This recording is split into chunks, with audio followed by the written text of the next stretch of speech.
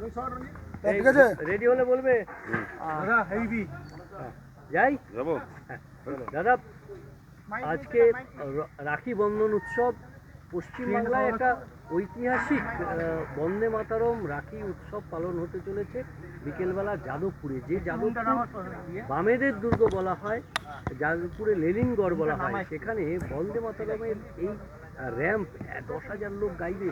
কি বলবেন? দেখুন, ভারতবর্ষের রাখি আমাদের একটা ঐতিহ্য, সামাজিক বন্ধনের একটা সূত্র। আর পশ্চিমবাংলায় সেই রাখিকে ভাই বোন থেকে বার করে নিয়েছে রবি ঠাকুর বন্দে মাতরম গান লিখে সামাজিক উৎসব করে বঙ্গভঙ্গ রদ করেছিলেন। তো রাখি হচ্ছে বন্ধনের সবচেয়ে ভালো মাধ্যম, আর তার সঙ্গে বন্দে মাতরম। যাদবপুরে যে বিচ্ছিন্নতাবাদী মানসিকতা নিয়ে কিছু লোক কাজ করছে, বিচ্ছিন্নতা ছড়াচ্ছে, সেখানে আমার মনে হয় এই জন্য রাষ্ট্রবাদের বিশেষ প্রয়োজন আছে। আর সমাজকে এক করার জন্য রাখি হচ্ছে সবচেয়ে বড় মাধ্যম। তাই জোরদার রাখি বন্ধন হোক, জোরদার বন্দে মাতরম গায়ন হোক। আজকে গতকাল রাতেই পড়েছে একটা পোস্টার যাদবপুরের ভেতরে, সেখানে প্রধানমন্ত্রীর ছবি। প্রধানমন্ত্রী প্রশ্ন করছেন মুখ্যমন্ত্রীকে যাদবপুরে কি হচ্ছে, আর মুখ্যমন্ত্রী উত্তর দিচ্ছেন যাদবপুরে বন্দে মাতরম গাইছে।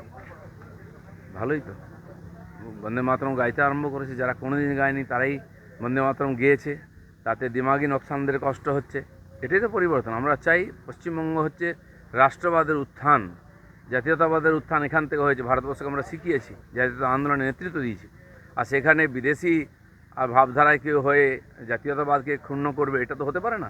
সেজন্য যাদবপুর আর পশ্চিমবঙ্গ আবার ভারতকে নেতৃত্ব দেবে রাষ্ট্রবাদের মাধ্যমে। আবার অভিষেক বন্দ্যোপাধ্যায়ের যে অফিস ক্যামার স্ট্রিটের বাড়িতে এর আগে হয়েছিল রে, এবার অফিসের যে হোর্ডিং সেটা বেআইনি, তাই পুরসভা ভাঙতে গেছিল, সেখানে পুলিশকে পর্যন্ত মারধর করা হয়েছে, হেনস্থা করা হয়েছে, ঢুকতে দেওয়া হয়নি, কাজে বাধা সরকার। অভিষেক ব্যানার্জি নিজে ধাক্কা দিয়েছে। অভিষেক ব্যানার্জিরা বুঝতে পারছেন না যে সরকার পাল্টেছে, পরিবেশ পাল্টেছে, প্রশাসন পাল্টেছে। এখানে কোনো একটা পরিবারবাদ বা কারো মনমর্জি চলবে না। আইন সবার জন্য সমান, আর পুলিশ সেটাই করে দেখাচ্ছে। অভিষেক ব্যানার্জির বিরুদ্ধে কি প্রশাসন ব্যবস্থা নেবে? উনি তো ধাক্কা দিয়েছে। ভাই, কেউ আইনের উপরে নয়, প্রয়োজন হলে আইন সব করবে। অভিষেক ব্যানার্জি বলছেন যে প্রপার যে নোটিশ সেটা আসেনি, তাই ঢুকতে দেওয়া হচ্ছিল না, এবং অভিযোগ করছেন যে বিজেপির কথা মতো কি হোর্ডিং লাগাবো।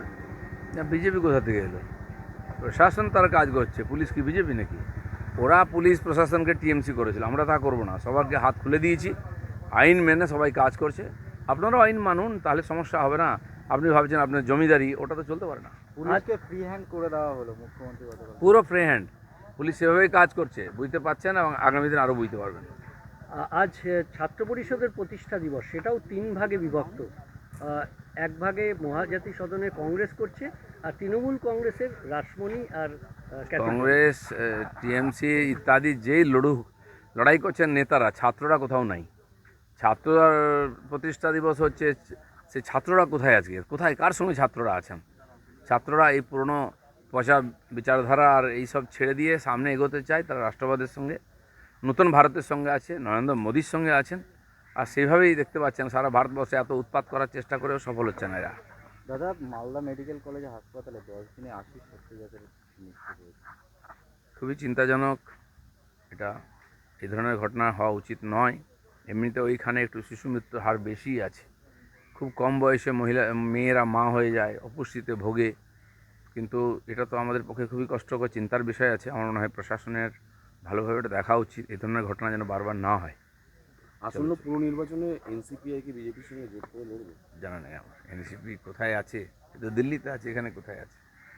আর বিজেপি কাকে নেবে না, আমাদের নেতৃত্ব আছেন, তারা ভাববেন। বলুন। আর হয়ে গেছে, হিন্দি হিন্দি হিন্দি দুটো প্রশ্ন।